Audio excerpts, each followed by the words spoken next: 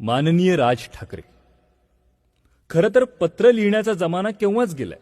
नाही म्हणजे मला माहिती आहे की जसा पुरुषाचा मेल, बाईचा फिमेल, तसा पत्राचा ईमेल झालाय. हा पण काय ना, आम्ही अजून चोपडी काढतच आहोत. म्हणजे जमा खर्च अशी चोपडी लिहून काढणारे असतात ना, तसे. पण आमच्या चोपडीत आम्ही आमचे नाही तर तुमचे म्हणजे समस्त पृथ्वीवासियांचे जमा खर्च लिहून काढतो, आणि ते देखील पाप पुण्याचे. हा, आता तुमच्या थोडं थोडं लक्षात आलं असेलच की मी कोण बोलतोय ते, आय मीन कोण लिहितोय ते.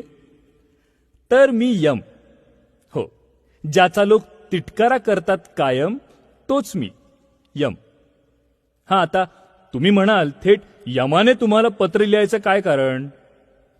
पण कारण अगदी गंभीर आहे. म्हणूनच हा पत्र प्रपंच.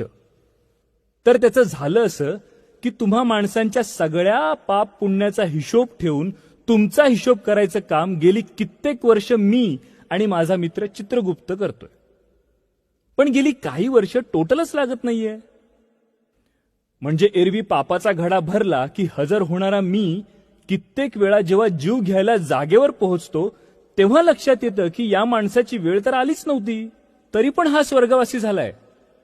नाही म्हणजे आधी मला असं वाटलं की काहीतरी अकाउंटिंग